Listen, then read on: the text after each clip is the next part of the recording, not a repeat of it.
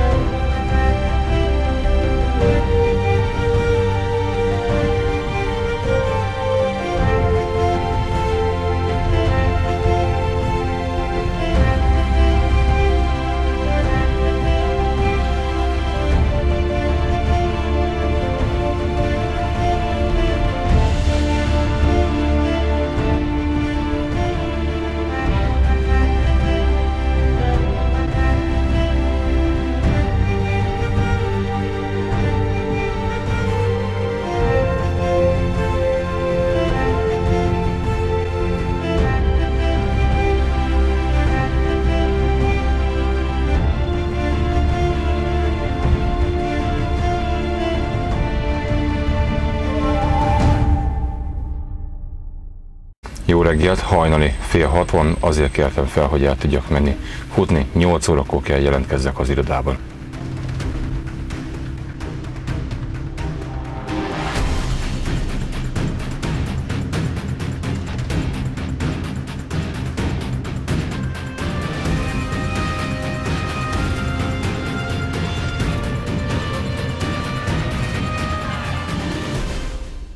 Amint megvolt a futás, utána én elszaladtam gyorsan. Fodrászhoz itt van a szomszédba, most menjünk, vegyük fel a papírokat, majd mehetünk ki Svájcba, csinálunk egy olyan 35-40 órás pihenőt, és megyünk le Comón keresztül Olaszországba, Velence felé lerakodni. Van 4 lerakodásunk, Comón keresztül megyünk, ugyanis az Alberg tunnel le van zárva, így vagy Svájc felé, vagy pedig München, és utána le Kufstein felé tudnánk menni a Brenneren keresztül, viszont erre Svájcon keresztül rövidebb.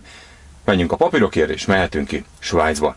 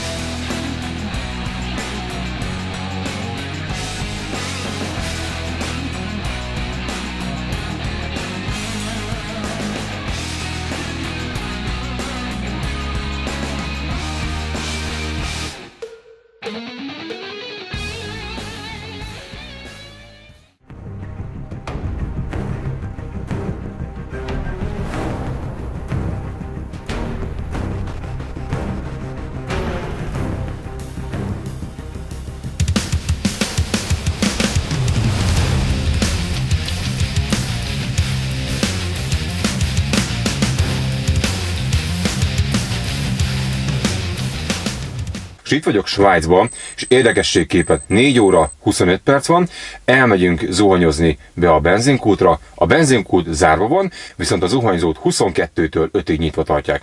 Teljesen ingyenes. Gyertek, ezt először megmutatom nektek. Itt van így a benzinkút, tehát be van zárva, és ide jössz így a zuhanyzókhoz, ahol ki van írva, hogy 22-től 6-ig nyitva van. Így be is hatolunk.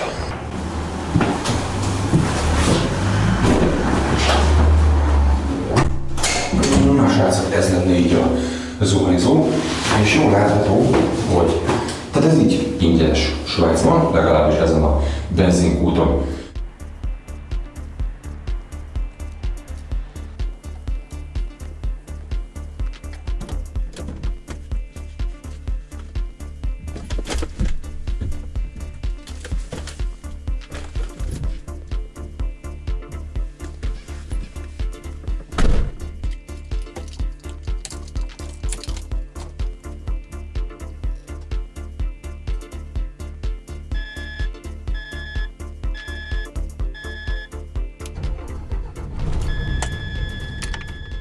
Öt óra 4 perc van, 41 órája állok itt, úgyhogy startolhatunk.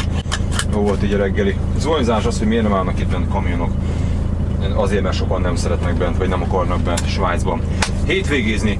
Jó, 145 kilométerre van a komói határ, 5 órától lehetne rámenni, tehát mi 7 órára fogunk odérni, 5 órától tudsz közlekedni Svájcban, és nagyon fontos, hogy szombaton déltől tilalom van. Menjünk lefelé, vár ránk egy igen komoly hegyi menet, ezzel a 24,5 tonnával aztán kellemes megmászni, erről pedig majd később. Na, indulhatunk!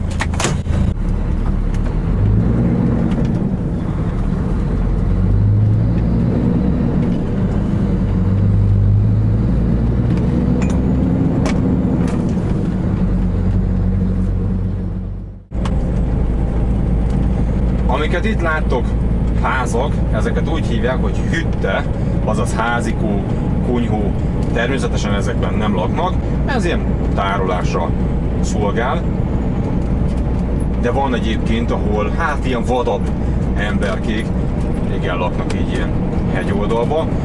Itt van egy nagyobb parkoló, idáig terveztem volna egyébként a hétvégi pihenőmet. Én itt kiállok egy pillanatra, elengedem a mögöttem lévő tömeget, és mutatok nektek egy érdekességet. Látható? Sima, útszéli, nomád parkoló. Figyeljétek meg a svájci WC útszéli parkoló kivitelben hogyan néz ki. Itt kellemesebb lett volna hétvégézni, de hát ez van. Ezzel szerintem most már ne bánkodjunk. Volt itt egy útlezárás, és az egyszer annyira be volt dugolva, hogy nem tudtam idáig eljutni. Csinálok nektek itt egy gyors drónos felvételt, és ezt a WC-t feltétlenül meg akarom nektek mutatni, mert ez... hát ez van!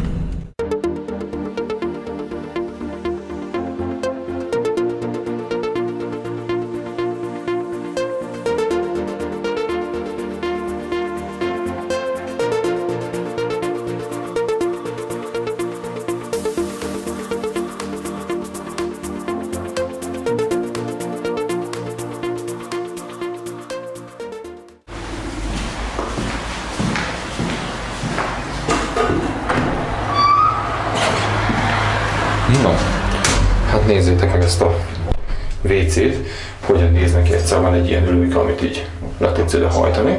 Tehát egyszer piszoár és igen, magától így lehúzva a WC-t. Van itt nekünk kézmosó, jelen ez a víz, bocsánat, ez a víz. Itt egy szállító található, működik minden. Ez pedig, ez a döntítő, valahogy van itt, reggel így beprolkodjuk, tehát még van benne szappan is. Papírlakhely, WC papír pedig látható van benne. Hát srácok, ő lenne egy ilyen svájci WC. Ja, és hadd ne mondjam, meleg van benne. Remélem tetszett nektek a táj. Hát látjátok, van mindig mit tanulni. Én észreveszek egyébként ilyen apróságokat is, ami szerintem végül is nem apróság. Norvégiában és így Svájcban találtam egyébként. Már nem is WC-t, hanem ilyen tiszta, normális mellékhelységet.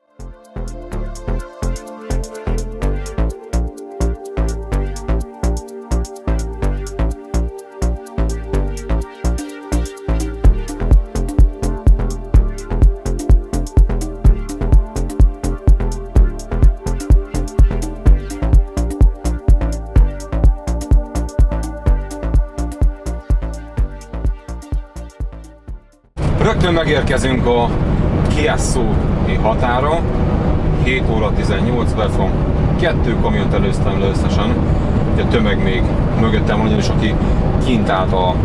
Hopp, itt vélet egy trafipax, belázolunk, 80-nal célszerű menni, integessünk, jó? Oké. Tehát aki még ugye kívülről érkezik, tehát fentávolról a német határnál, sok esetben 7 órakor nyit a legtöbb spedíció, tehát ők még nagyon-nagyon sokára fognak idérni. Na most azok, akik tranzitpapírral jönnek, ők pedig 5 órakor kezdtek majd befelé csorogni, szóval bőven a tömeg előtt vagyunk, azok lesznek itt, mert én is kíváncsi, hogy mennyien lesznek itt, akik ugye ugyanúgy bent hétvégéztek, de hát üresek voltak a parkolók, ezt meglátjuk. Na most, ugye azt már megbeszéltük, hogyha például lerakottál itt Svájcba, üresen mennél ki ezen a határon, de a legtöbb határon személyi soron menjél, hiába ott a teherautó, tehát nézd csak, mellette van egy másik teherautó tábla is, és rá van írva, itt már olaszul, ez a VUATI, oké? Tehát üresen menjél a személyi sorra, be ne gyere ide, mert ki fognak zavarni, és ráadásul elég csúnyán beszélnek így az emberről, ezek idióták. Na mindegy. Tehát egyébként nagyon, hát stílustalanok, így lehetne mondani. Nagyon szigorú ez a Svájc, valaki annyira vágyjuk, hogy itt éljen. Én azért annyira nem lovolok ide, hogy ebbe az országba betegyem a lábomat. Azt tudjad, hogy amíg az országnak tehát itt vagyunk lent ugye Olaszország részénél, itt olaszul beszélnek. Itt a némettel az hús. Van egy kisebb dugó előttünk. Pedig elvileg ezen a határon bent hétvégézni, úgy tudom, nem lehet. De mégis tele van. Na hát ez meglepetésképp ér. Hát ez van. Rájövünk, ez bizony tele van. Aha. És itt áll ilyenkor a sor. És ahogy kimegy egy kamion, lent vannak ilyen beengedők, akkor szépen majd állítanak be. Hát igen, fenn van tartva egy-két plac. Tehát így a halálos nyugalomba te így megállsz és várakozni. Megállunk, és utána intézhetjük a papírt. Én addig viszont kitöltöm, van nekünk egy ilyen rózsaszín papír, amit ugye vár és a 6-os ablaknál adnak. Na most én ezt már kitöltöttem egyszer nektek, így, hogy mit kell róla tudni. Bobby. Jöjjön Bobby, és Bobby megmutatja nektek, hogy hol található ez az oldal. Köszönjük, Bobby! És merre találjuk ezt a papírt, honnan tudják a kedves nézők letölteni? Nagyszerű! Oké, Bobby. Nagyon szépen köszönjük! Szia! Jó srácok, tehát ahogy láthattak, itt megtaláljátok. Úgyhogy addig töltsük ezt ki, és ennyivel is előrébb vagyunk, és kezdjük meg majd utána a 6 műveletet a 6-os ablaknál. Végeztem a vámolással, ez ment tényleg hamar, 17 perc alatt 7 óra 51 van, tehát nem csinálok semmi pihenőt, hanem megyek innen kifelé, mert egybe tud dugulni, 2 menjünk. Na most van nekem ugye egyszer még a kilométercetlit itt egyszer elkéri, pluszban van még ebből a papírból, ami az a lényeg, hogy 2 bélyegző legyen. Oké? Annól, hogy kérdeztétek, ezt a Curtis-es videóban volt, hogy káromkodtam. Na azért, mert én voltam ugyanúgy minden ablaknál, csak nem volt rajta az egyik bélyegző. Valamit valószínűleg én rontottam el, és itt derült ki. Csak be volt dugulva az egész, és innen a papír gondoltam, hogy visszarepült. Értem? Nem tudom már, hogy mondta, hogy visszapárkoló, vagy valamit, tudod. De ilyen flagman. Ember, tolottam ki, és akkor de mókus, hogy hova mész? Hova? Na és akkor ez volt az, amit láttatok. Ide jössz?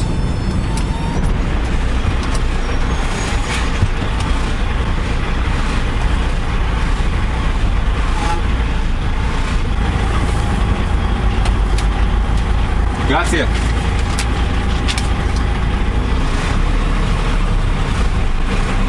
Ha láttatok még undorító határ, mint ez, aki nagyon lelkis, azt erre a határa benne tegye a lábát, ezt most mondom.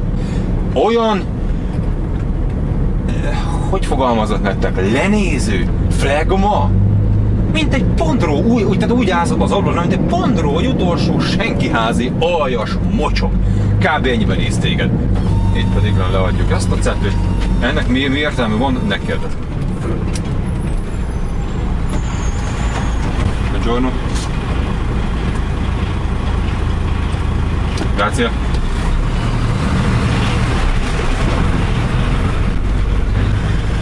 És jön egy újabb fizetőkapu, ez viszont ticket húzós lesz. Úgyhogy megnézzük ezt is, nagyon egyszerűen megnyomunk egy gombot, és kapunk egy tikettet, amivel a következő kapunál majd fogunk tudni fizetni, ismételten a Via Card segítségével. Én viszont a fizetőkapu után meg fogok állni most már reggelizni, egy fritattát fogok összeütni. Pillanatok alatt megvan, nagyon ízletes, nagyon finom étel, ajánlom, hogy próbáld ki, egészséges, alacsony a kalóriája, egy olasz étel, ha már Itáliában vagyunk, akkor együnk egy ilyen olasz reggelit, és itt lenne az a bizonyos SOS parkoló, amiről beszéltem most. Ebbe be van téve, hogy SOS öböl, itt meg tudsz állni így 45-ösre, de aludni hivatalosan itt nem lehet, mert ez SOS. De a következő, látod, már nincs benne az SOS felirat, így ott te már tudsz aludni. Na most itt Milánónál még itt, igen, itt még tudsz aludni, benne akár 24-ezni, bár WC persze itt nincs. Egyet bejebb jövünk. Viszont, ahogy haladunk le Velence felé, úgy lesznek kitéve, hogy a parkolás tilos. Jó? Ennyit tudjál, aki nagyon régen járt itt Olaszországban. Hát itt egyszerűen látod, így ciripelnek itt előttünk a kocsik. Hát befelé Milánóba, majd nagyon dugó. Na, hát a BMW-s az rájött az utolsó 100 méteren, hogy belehúz. Jó, akkor mi meg kijebb húzódunk. But the fucking my friend, nem én voltam, de körülöttem nincsen senki, my friend. Ez nem én voltam. De azért az ütő megállt bennem, elhiheted.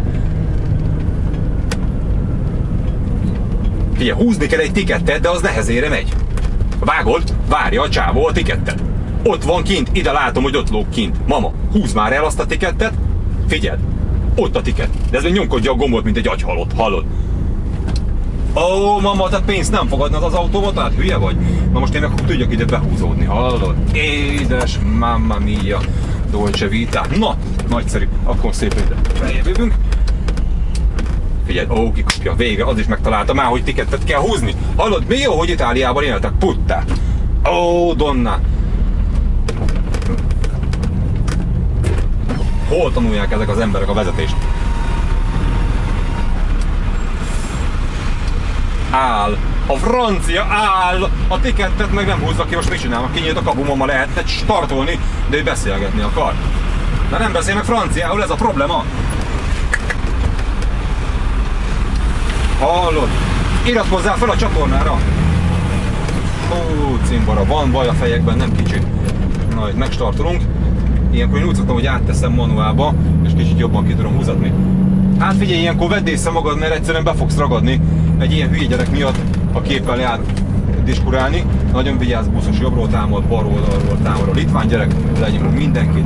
Oké, úgyhogy mehetünk most már az első parkolóba, ez pedig milyen szép dugó. Úgyhogy reggel, ezért ajánlom neked úgy, hogyha el akarod érni Milánót, inkább vegyél ki egy 9-es pihenőt, vagy indulj el időben, meg ezt fog rád várni. Ide bejövünk a lengyel fiúk közé, alaphelyzetben viszont ide így állnának egyébként a parkolóban.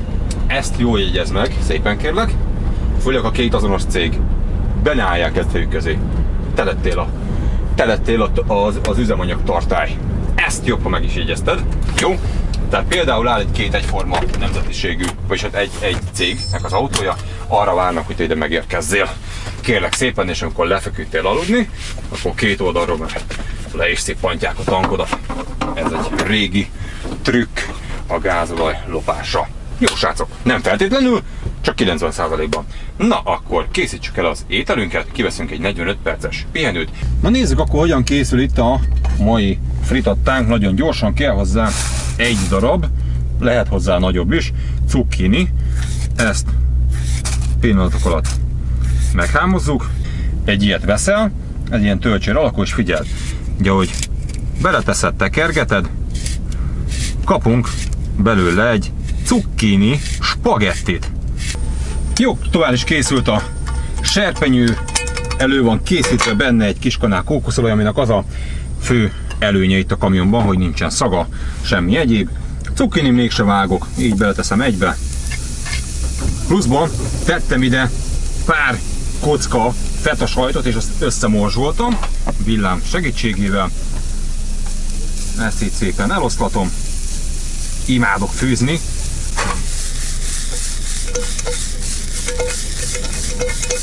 Ugye nem csapkod semmi, éppen csak egy picit átforgatjuk. Tojás.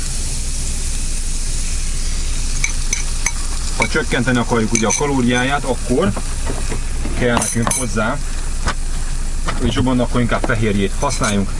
Fogok és teszek rá ebből a nagyon finom feta sajtból egy sós ízt viszünk bele, ezért ne fűszerezd azért túl, bár egyébként jelen esetben ez a feta sajt annyira nem az a intenzív sós fajta.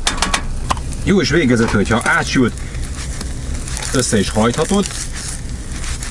Így segítünk egy picit rajta a villával. Szépen elfér itt az edényünkön. Tegnap elkészítettem a görög salátámat. Egy nagyon szép színes salátát sikerült összehozni. Bon appétit!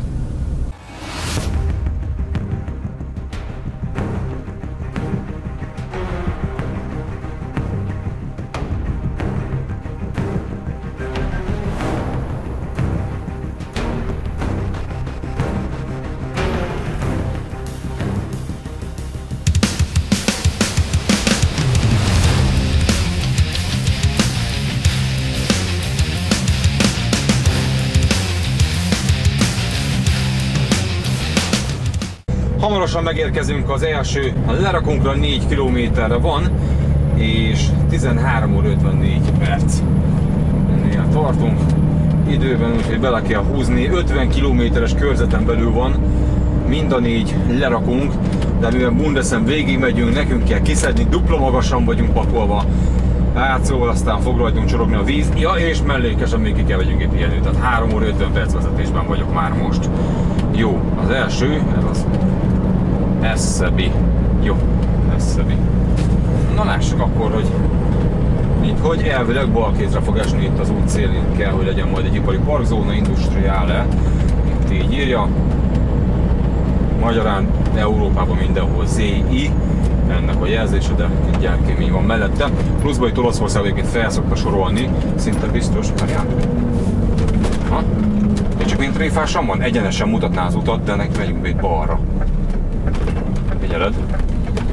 Hú, nagyon könnyen el lehet nézni. Kérdésen városkánkat, amerre mennünk kell. Nagyszerű. Tréfás kereszteződés. Szóval felszokta sorolni így a cégeket, úgyhogy célszerű azt végig nyálazni. Hát 90%-ban rajta vannak a cégnevek. Ez régen, amikor nem volt navigáció, hát ebből éltünk, megállt egy kamionos keresztezésből, gondolj, hogy 3 kamion, és mind végig olvasta a táblákat. Igen, itt mondjuk így jó volt. De még nekem mindig a holland, belga a legszimpatikusabb, ahol ugye ezek a HVN számok vannak, KI szám, és elérsz egy nagyvároshoz, kaptál egy számot, egy 5517, és csak azt a számot követed, baromi jó. Navigáció nélkül oda találsz város, ugye táblázza, meg ott oda találsz alapból. Hibátlan találmány ez, bár ott se így van, nem minden cégnél, ott viszont hatalmas ipari parkok vannak, kikötők. Sebességre figyeljünk. Olaszországban képzeljétek, olyan trafipaxok vannak, hogy ugye átlagot mér. Van egy a falu elejében, falu végében, nem tudom nektek megmondani, hogy ez most villan, mert nekem még nem villan. Soha, szerencsére. De nem is annyira divat. Úgyhogy lehet, hogy csak lekamerázza a rendszámodat és majd jön a csekk. Azt szólom a kérdést, de nem nagyon figyeljetek Itáliában. Illetőleg a rendőr szokott ilyen kis kézikütyűvel. És amit ő lát, akkor az úgy volt. Oké. Egyébként érdekességképp, hogy egyszer mi jöttünk haza Spanyolból, és én kézikütyűvel kivettük. 50 helyett 70 valamennyivel mentem, és úgy magyar rendszám, benne alszanak a sofőrök, és mondja, hogy hova sietünk, hova? És akkor mondtam neki, beszél spanyolul? Igen, spanyol, fú, de jó, spanyolba jövünk? Igen, ott dolgozunk, rögtön platyik lettünk. Hát az olasz meg a spanyol nagyon szereti egymást. Úgy elengedtek, nagyon elengedtek. Csak mondta, hogy legközelebb azért lassan menjünk. Úgy lesz. Ja. Na igen. Hát sokan járnak le olaszból oda, és tényleg nagyon szeretik egymást. Ölelgetik egymást. Igen. Ilyen az olasz-spanyol barátság. No, de viszont nekünk 1 kilométerünk van. És ilyenkor én nézem mindig azt, hogy merre találhatóak először is cégek. Mivel bútoroshoz jövünk, itt nagyon sok a letett ilyen konténer, mint a forgózsám és a kordonak, bár ez érdekes, hogy ilyen helyeken látni, viszont Itáliában így az utakon én nem nagyon látom ezeket a konténereket közlekedni, ez legyen az én meglátásom. Mostanában azért nem vagyok egy nagy olasz pályás, de én itt kezdtem egyébként a pályafutáson, tehát nagyon sokan kérdezik, hogy ajánlom-e kezdőként nemzetközibe a kamionozást. Persze, én azonnal nemzetközibe kezdtem itt Olaszországban, 2 hét volt a betanításom, majd utána én kértem még 2 hetet, de akkoriban volt vám, ugye ukrán, román, stb. Jártunk oda elég sokat. Itt jövünk be balra, bár írni nem ér semmit, Navi azt mondja, jöjjünk be balra. Aha, eszebbik, ott van, látod? Ennyi. Ezt célszerű itt kifigyelni. Szóval egész nyugodtan, bátran vágjál bele. Tehát figyelj, hogyha van egy érzéked, nekem szerencsére azért így a térképpel nekem semmi bajom nincs. Én nem félek ettől, hogy most úristen, olaszba vagyok, németbe vagyok. Én feltalálom magam. Belőle küldhetsz engem bárhova. Mindent megoldom. Van, aki úgy nem is tud szégyel kérdezni, hogy oda menni. Én amikor oda mentem a Ukrajnába ugye az egyik kamionoshoz, és kérdeztem tőle a vámot. Dogánál, Áduánál, Zoll, Vámá, mondtam én már neki minden, hogy Customs, semmit, azt mondja, nem érti. Sefu, tamožnaja, érted? Tehát ez ennyi. Ha ezt nem tudod megtenni, akkor ez nem a te szakmád. Itt merni kell. Ha nem mersz, akkor elesel. Ufficsi, várjál. Hát itt van ennyi, és csak ez is ilyen bútoros. Most jövünk befelé. Elcsesszük itt a elpofázom itt az időt. A Románia leparkolt. Hát tudod, mert ez ilyen bútoros, de ez a mobilstárna. Ez is balra. Ez semmi. Ott van. Nagyszerű. Látod, megy ez. Úgy adja magát a helyzet. Behátolunk. Nem ér semmit. Akkor ide lecsavarjuk a szekeret. Most jönnek visszafelé szerintem a dolgozók, úgy 14 óra van. Valahogy tökéletesen érkezünk. Ennél jobb időzítés nem is lehetne. És most ugye Ufficsit megkeressük. Ott írja. Itt biztos nem kell lerakodni.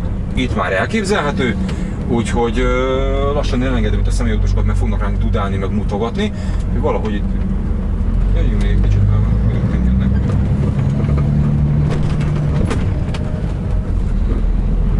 Hát jó, figyelj. Nem látom az Ufficsit kiírva.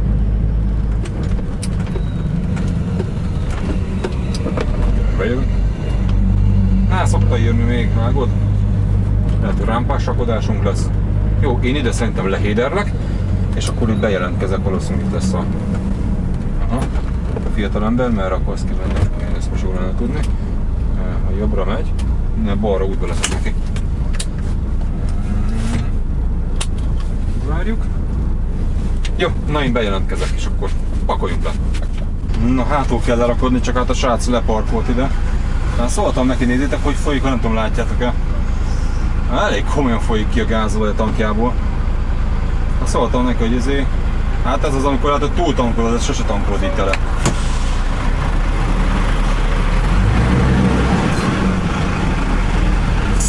Megyünk itt erre hátra, tehát erre nagyon figyelj a túltankolásra, mert nyáron melegtől ugye tágul.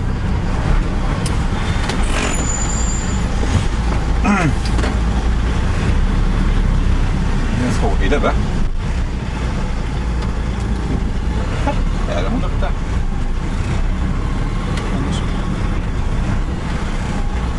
Komoly?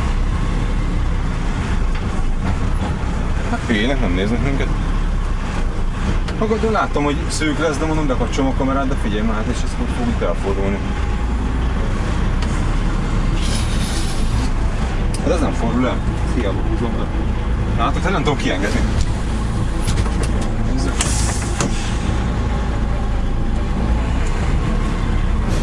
Itt szerinted mennyi kamion szokott lenni? De én már centizgetni. Látod, rá fog jönni ezért. Abba bízok, hogy itt el tudom húzni. Na.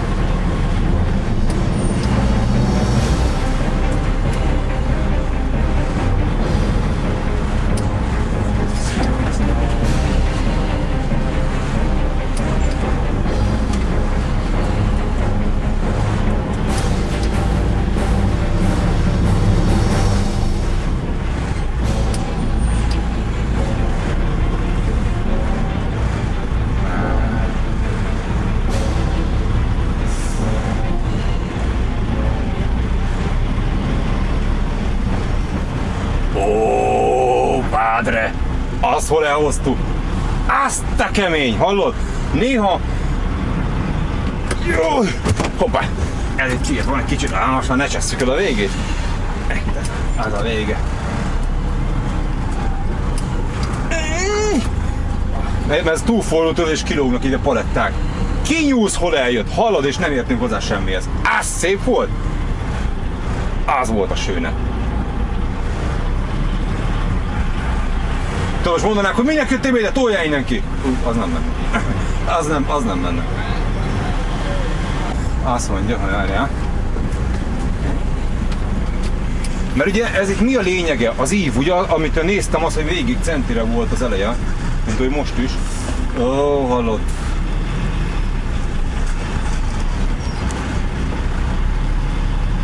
Hát azt hittem, ez könnyebb lesz ez a vége. Az a betyáros, olaszos. Szakadjon meg. Kérdezem a csávót, ez most ez így normál? Ez srácok, ez így oké van? Vagy most szivattok? Hát érte! De ezzel fel tudják csöszni az agyamat, ért? Most már megnézem a magasságot is van. Állítom nektek, ezek nem normálisak. Anyádat sziszettest.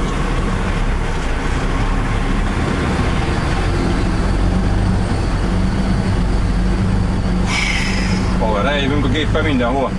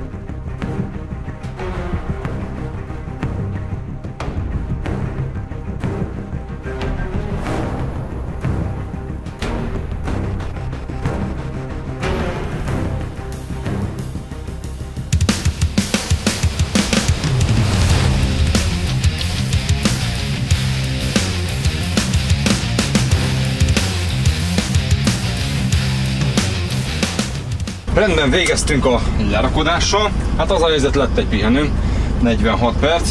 Ez nem azt jelenti, hogy én ezt nem fogom majd kivenni, de most menjünk, mert van még 3 lerakodás, a következő 5,7-re van, úgyhogy nézzük akkor telébe a következőt.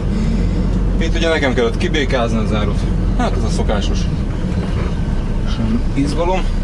Izgalmasabb volt ide a megérkezés, úgy gondolom. Na de hát figyelj, vannak ilyen pillanatok, ezeket egyszerűen lehetőleg legjobban kell tudni kezelni, és akkor így nem lesz vele különösebb probléma remélhetőleg. Benne van a pakliban.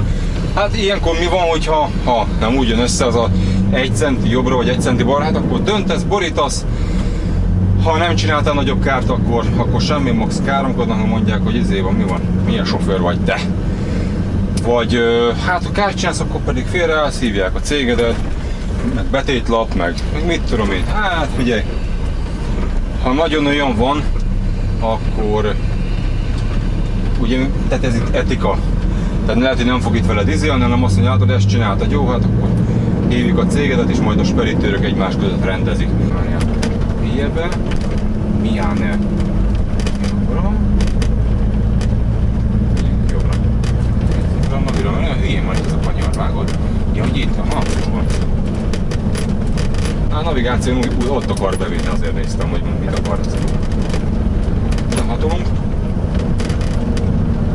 Szóval kezdőként én nem voltam ilyen nagy centizgető, és megint csak ugye szinte Olaszországba jártam egyfolytában. Volt középen egy nagyobb plac, mai fejje persze nagyobb plac. Mivel nem tudtam, hogy mennyire kell fordulni így a szerelvényt a dolgoktól, az időben az ember majd megtanulja. Én szerencsésebbnek mondhatom magam, ugyanis volt egy ilyen, mondjuk úgy 30-as raklapsor. Az egész sor úgy 30-assával álltak.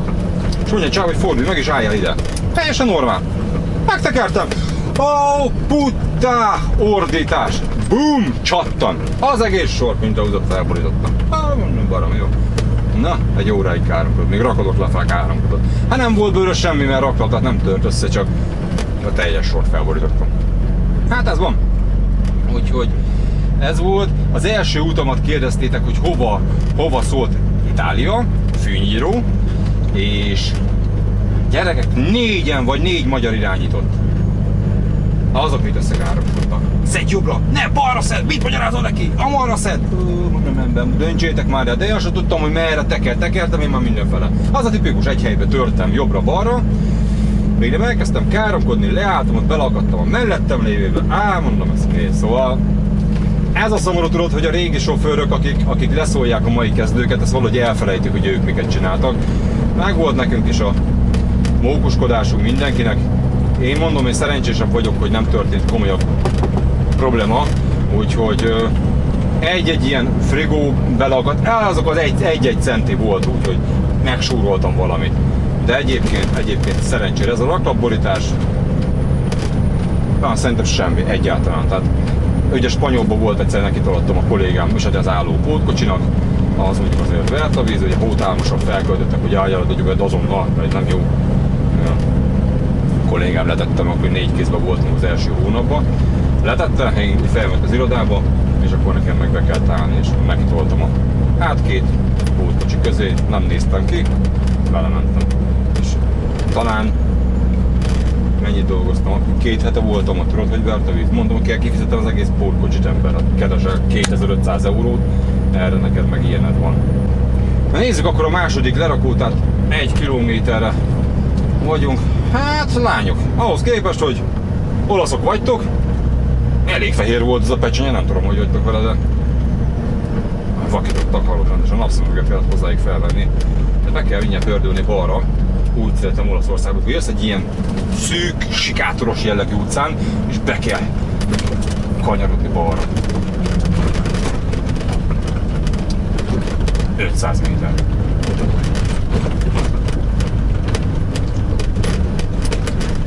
Hol vannak az emberek, hallod? Mögöttünk vannak, de jóval látom az időben. Körbe. És csak ott egy behajtani tilos távol. Ja, hogy oda. Az azért mekkora már. Kiteszik, hogy benzinkútra behajtani tilos. Kicsit. Nem itt kell. Nem itt. 280 méter még. Ott egy tábla. Aha, ott ahol jön ki a mókus. Oda. Nagyszerű. Nem célszerű elnézni, hogy elég necces megfordulni. Mondtam, 30 pár kilométer volt eddig a rekordom egy irányba, tehát 60 kilométer fordultam.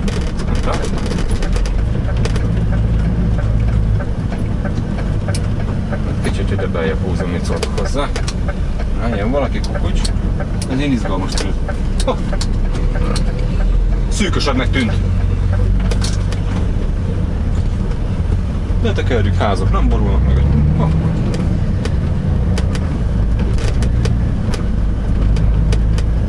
Veszedelmes ez az ország, hallod?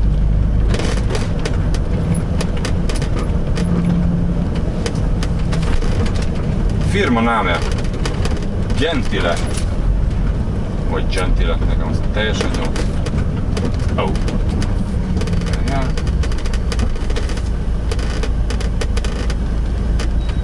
Ha. Menjünk balra.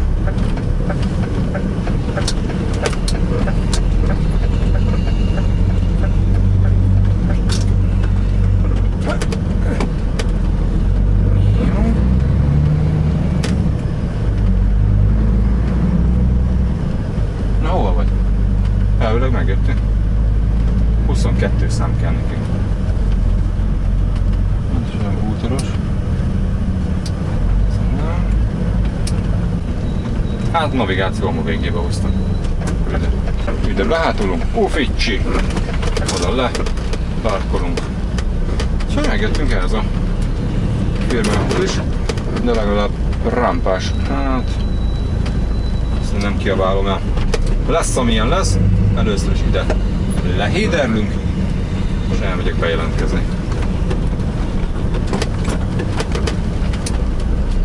Jó olaszosan lehányítom.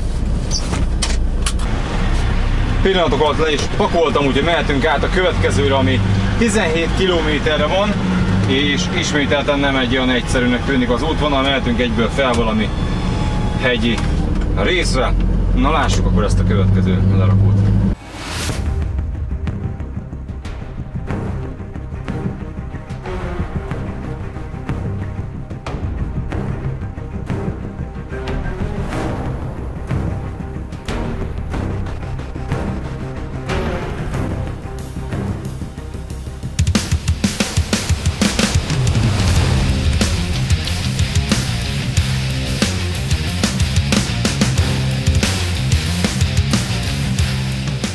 Tehát 17 kilométerre van a harmadik lerakónk, és ugye hát hajnal 5-kor kezdtünk, és azóta, ugye 16 óra 11 van, tehát 11 órája van egy pihenőnk. Tehát gyakorlatilag kamionnak van 2 pihenője, nekünk viszont egy.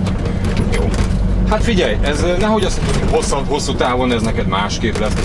Rövid távon, tehát ilyen gyűjtő árazással annyi van, persze nagyobb az esély, hogy belenyúlsz mondjuk rossz rakodásba, szűk helyekbe, és így tovább. De neked hosszú távon mondjuk 4,5 vagy 3/1, én inkább a 3/1, tehát 3 óra vezetés, 1 óra pihenő, én ebben hiszek, szerintem az úgy tökéletes. Nekem viszont sokkal hamarabb elmegy a nap, neked ugye az a monoton, menni, autópálya, parkoló, autópálya, így viszont ugye egy eltelik, látsz dolgokat, megállsz, veszel egy fagyit, az jó lenne? Rajta vagyok, aztán rendben, várjatok, majd hát valahogy majd félreállunk, jó? Persze, hát ha itt vagyunk olaszban, ne viccelj, mert csak eszünk egy fagyit. Ja. Hát finom, én nagyon szeretem az olasz fagyit. Nincs párja. Hát az is ugye egyre több az olasz fagyizó, de nem ez a gagyi, amit megvesznek valami tejpor, vagy nem tudom milyen fene, hanem az igazi. De jó íze van. Itt szinte kanállal, hát ezt nem fogjuk átengedni a gyalogos miatt, ebből valaki trollkodna, hogy miért nem engedtem el. Mert egyszer elengedtem, akkor meg megszóltak, hogy minek engedtem el. Hát így. Buongiorno! Bólogattak, így van, nagyon helyes. Jövünk, igen, erre jövünk. Jól látom a térképen, hogy kezdődik a felfelé menet. Elkezdjük nyomni. Na most figyelj, annyit a hegyi menetben. Nem tudom, hogy hónap merre fogom menni, ott jobban el tudom nektek magyarázni, de a lényeg. Felfelé jössz, most nem ilyenre gondolok, hanem egy ilyen rizmosabbra, mondjuk egy Brenner. Klíma, kikapcsolt. Új kamionok talán jobban bírják, sőt biztos vagyok benne, hogy jobban bírják. Ezek a szekerek, ugye az enyémben van 885.921 egész pontosan. Na most, ha így nyáron te megindítod ezt a szekeret felfelé, lehet a Brennerén fel sem fog tudni menni, főleg ha mondjuk van rajta 24 tonna. Tehát klímát lekapcsolod, és beindítod a fűtést, és az ablakot egy picit leereszted. Akár 4-esre, igen, a fűtést mondom. Jó? És ezzel nyersz annyit, hogy a kamion fel tudja magát vonszolni. Különben ez nem fog sikerülni. Tehát látod azt, hogy nem jön senki, akkor oké, ellazulhatod, de egyébként maradj mindig. Látod, egy ilyen bennem látható. Most gondolj bele, hogy jön egy kamion, és te nem tartod az ívet. Ott kifent a tükör.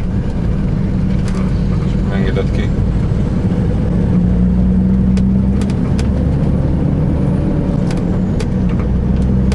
Dáliás környék. Hát engem itt nem tudnánk megállni, fagyizni. Úgy szeretem az ilyen ereszeket, ami kicsit úgy belógott, olyan direkt úgy csinálják, hogy megszivassák az embert.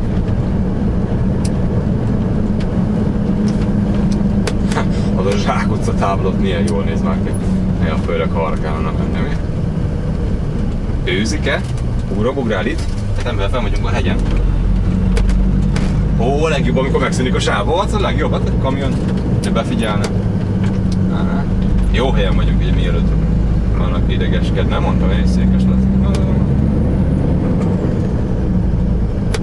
Ez ilyen lesz most egy darabig? Na? Ez a tudod, hogy jön vagy nem jön? És amikor jön, akkor engedsz egy picit. Nem fogunk elfordulni. Hatalmas környék, mi?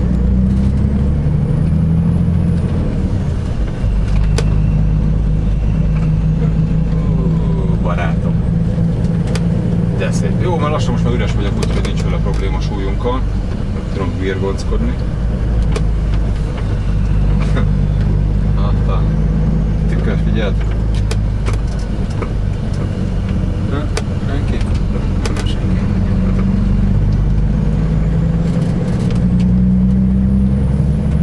Micsoda élvezett kamionosnak lenni, mi? Elhagytuk Miánét. Ez jó, ebbe a faluba voltunk berakod. Motoros.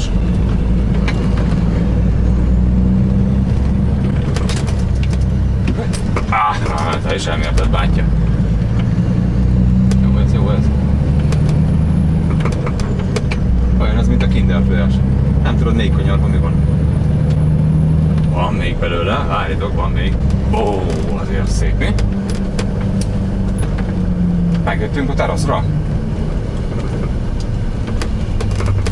Ezért megérted.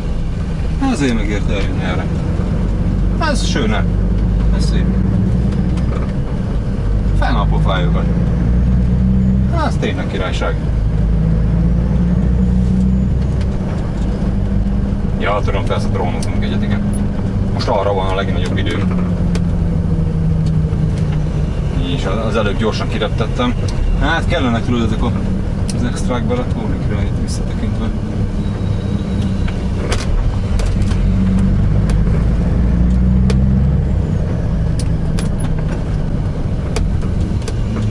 Jaj, de szép.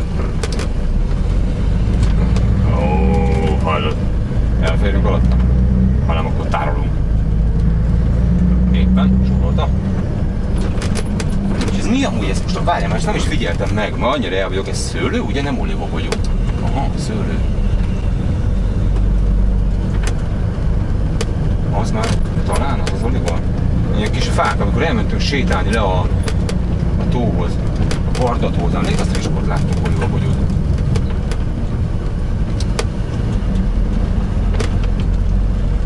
Szőlő, van belőle egy kevés, nem tudom milyen. Nekem ez nem jönne, hogy.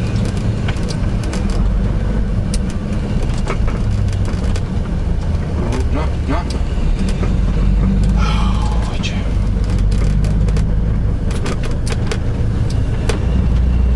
Hát legközelebb a másik úton megyek. De néztem én jól, most akkor a kamera miatt jöttem egyébként a kanyargósabb úton. Van egy lenti út. Navigáció szerint ott tiltás van, szerintem nincs. Navigáció az hülye. Szerintem ott valami rakodás céljából valami dolog van, de sokkal helymesebb az egész, nem hegyi. De mondom, hogy jöjjünk már egy kicsit így ilyen részeken, ilyen kamionnal ilyen helyeken mászkálni. Tükör. Mondjuk jó ezek a tükrök. Ahol legalábbis van.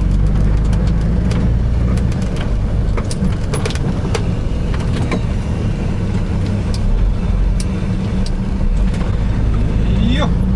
Lássuk a harmadik lerakónkat, ami mobil névre hallgat. Navigáció érdekességképp mondom, ezen az úton nem akart volna behozni. Káosz ez a navigáció Olaszországhoz. Valaki itt akarja használni? Káosz. A kamionos. Nagyon rossz, de katasztrófa, mit művel. össze-vissza. Mutati tiltástól kezdve, ráadásul vinne, tehát vinne másfelé. Brutális, úgyhogy ezt akarod használni? Köss fel a bogyogót.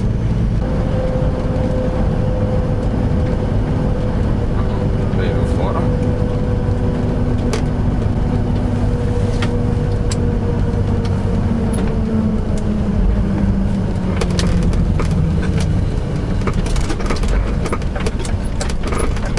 Cégünk neve valami mobil, hát a házszámot azt nem tudtam a navig.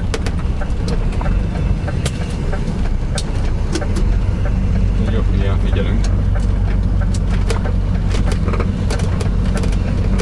Ez? Na. Hát amint is van ez doboz. Annyi bútoros van, hogy ilyenkor, amikor hozod ezeket az alkatrészeket, rájössz, hogy mennyi bútor van Olaszországban? Spagnol. Mennyi házszámunk? 2, 5, 7, hát akkor meg ez. Akkor miért nem az a házszám, vagy miért nem az a név? Nézzük meg ez. Mobil itt van. Ó, mamma, Donna. Végeztem a lerakodással, most nézem, 8 óra 55 perc a vezetés. Hallott, hogy eltelt ez a nap? Hát, jó, fárasztó nem volt, nem arról van szó. De most ezért visszagondolva azért, hogy el tud telni egy nap, 17 óra van, látod? Ami egyébként sokan belekezdenek ebbe a kamionozásba, és nem is jön le nekik, hogy ott hagyja a 8 vagy 10 órás munkahelyét, ez itt egy alap. 12-15 óra. Ez teljesen normális, bekötve a biztonságjobb. Hát én megállok fagyozni, engem nem érdekel az utolsó, figyelj. Tehát 50 percre mondja, 30 km, de én megállok, hogy fogyja. Most duszogok, azért is megállok. Trollkodni fogok. Jó, hát ha nem rakjuk le, akkor reggel. Úgy tudom, onnan már hova francba megyek tovább. Benne ezek a bundes kellős közepén, akkor legalább egy fagyival a berembe legyek már.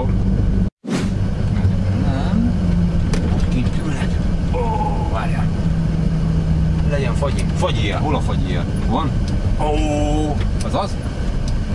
Csávó biztos néz, hogy ez nem mit bámul ez a hülye kamionos. Nyugi. A fagyra adott ki a szádból. Be lehet itt menni kamionnal? Kit érdekel? Jövünk fagyizni. Trucker. Gyerekek néznek. Jön a bácsi. Jön bizony fagylaltozni. Lányok.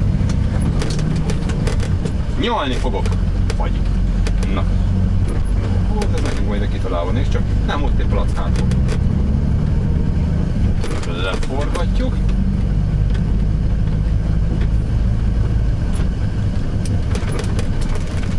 Hát annyit csak jár nekem egész nap, nem? Franc egye meg egy... Ó, mennyit együnk? 4 gömböt? 4 gombócot? Nem tudom, hogy kell kérni olaszul. Quattro? Csak azt szoktam mondani, hát ugyanazok a nevek. Stracciatella, Chocolate... Adjad! Hallod, szedjed, lapátoljad ráfele nekem, látod mekkora yeti vagyok? Pakoljad, mama!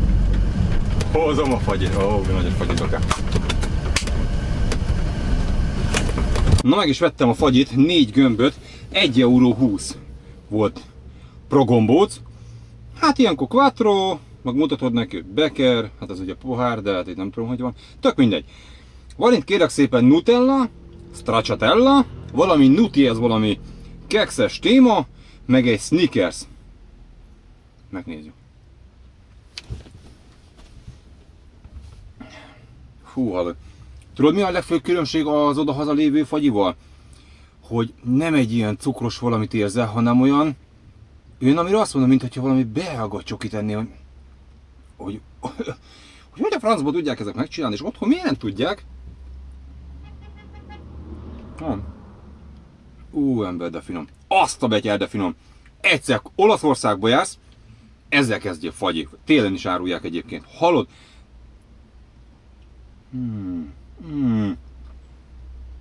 Mocskos finom. Komolyan. Na nézzük ezt. Hát ha valami között rossz is. Hát ez megérte. Komolyan az egész napi munkámat, ez bekonorázza ez a fagyi. Oda is vannak finom fagyik, de ez valahogy, tudod, az a plusz. Igen, ez az a plusz körülbelül. Nagyon jó. Komolyan, nagyon próbálj ki. Kamionos vagy, álljál meg egy ilyen helyen, és egyél egy fagyit. Szerintem egyáltalán nem volt drága, 360 forint, szerintem otthon többbe kerül.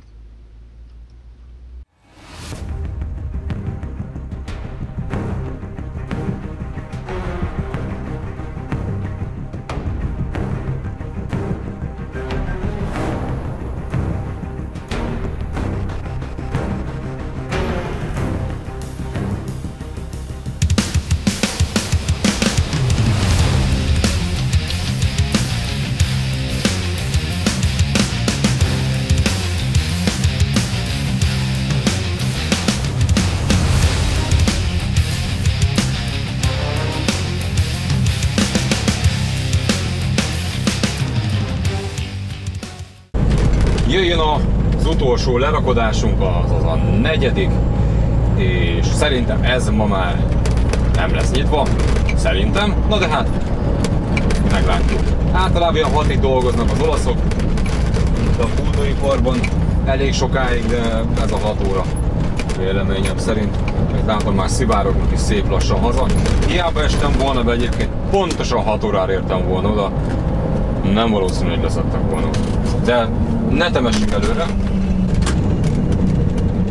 Viszont tök jó, ilyenkor én már azon vagyok, viszont nézem a környéket, hol tudunk elmenni futni, márpedig ugye megyünk, és akkor térképezzük fel a terepet, nem az, hogy oda mentünk, na csezd meg, most mi csinálunk itt.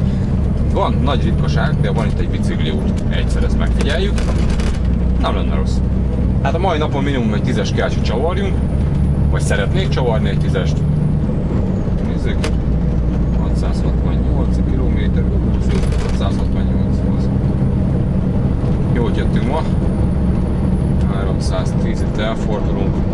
Hát van ilyen mellékúton, nekem nincs kedvem ilyen kis viákom, most kikerül, nem kerül, érted, itt az útszélén, ez a baj Itáliával.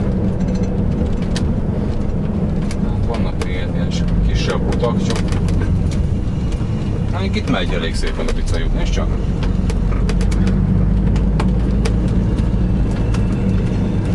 Oké. Ó, figyelj, ott is fel lehet jönni. Ha már elfutunk arra, meg erre, szerintem megbeszéltük. Akkor, ha itt ragadunk, persze, feltéve. Ha nem ragadunk, akkor is, hát mennyi? Szerintem egy 20 perc, ha van 20 percünk egyáltalán. Körülbelül. Vagy 15 perc. És szerintem ez így biztos, hogy itt vége. Ó, nézd, van szépen végig lehet futni. Ritka, tényleg ritka. Oké. Akkor itt. Jó.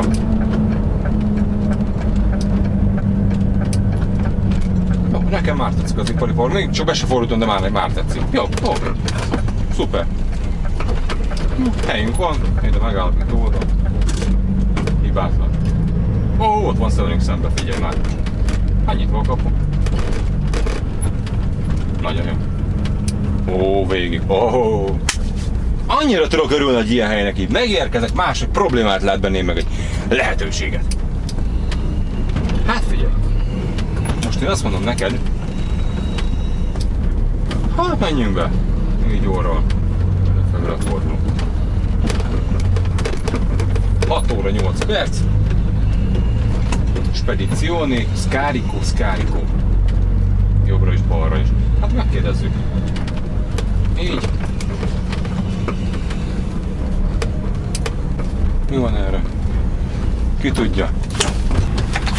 Srácok, végeztem a lerakodással. Úgyhogy ide kiállunk a cég elé. És egyenlőre felhívjuk a górét. Ombre. Elenged minket. Nagyszerű. Mi pedig ide. Így le is védelünk. Nagyszerű lesz. Itt szépen. Egy idén. Jövünk.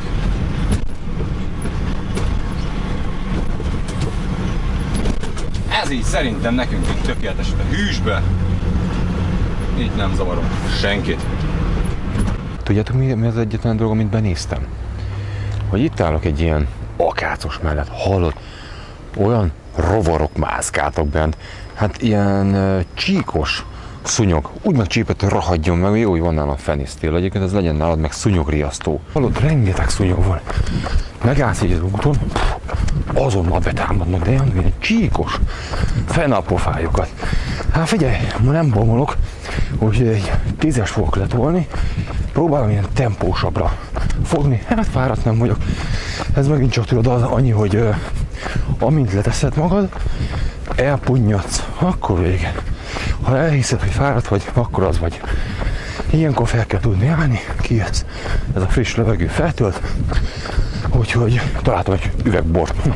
Annál bor, úgyhogy be is lett hűtve, egy órát futunk, lezuhanyzunk, addigra behűl a bor, főzünk valamit, erről szól az élet. Meg volt a mai futkározás, hát kicsit csalódott vagyok, 8 kilométernél elfáradtam, elég is volt, hát sok az azért Egész napot letoltuk szépen. Fú, ez jól esett, srácok, ez a mai nap. Szerintem ebben volt most minden. Én most elmegyek, lecsobbanok. Ez a nap fénypontja egyébként a fagy után. A futóruhámat azt ugye kiteszem a kamionnak a bal oldalára, hát hogy ne itt lógjon már. Nincs ott semmi, póló, meg egy nadrág, meg a gatya. Ennyi, én meg az okni. Jó, te bal oldalra kiteszem, és igen, na most bal oldalra kiteszem. Csobbanok egyet, és akkor meglátjuk, jó, hogy még főzünk-e valamit. Na menjünk. Megvolt a zuhanyzás, az étel pedig, amit tegnap elkészítettem. Ma csak rá kellett melegíteni. Az egyiket szépen lepirítottam, a másik alá tettem sajtot. Finom, robogós sajt, és egy kiadós, jókora adag görög saláta. Egy ilyen 8 kilométeres futás után egy zuhanyzás, egy kellemes pohár, vagy 2 pohár bor, és egy ilyen fenséges vacsora zárja le igazán a napunkat. Véget is ért ez a mai rész, szerintem pillanatok alatt elrepült ez az 1 óra. Kár, hogy nem tudtuk közösen megnézni ezt a mai filmet moziban, de ami késik, nem múlik. Jövőre mindenféleképpen el fogunk menni moziba, és ott fogunk megnézni egy ilyen 1 napot velem. Most már ugye a hangtechnika is sokkal kifinomultabb lett. A fő célja egyébként egy mozinak az lett volna, hogy személyesen el tudjunk beszélgetni, és kíváncsi lettem volna a kritikákra, hiszen azok viszik igazából előrébb a csatornát. A jó kívánságok is, de azért a kritikák az értelmesen, el tudunk egymással beszélgetni, ismerkedni egymással, de még egyszer mondom, jövőre mindenféleképpen össze fogunk hozni egy ilyen közös találkozót. Szóval, ha van kedvetek, tartsatok velem legközelebb is. Nagyon szépen köszönöm mindenkinek a figyelmet, iratkozzatok fel a csatornára, hogyha van kedvetek. Sziasztok!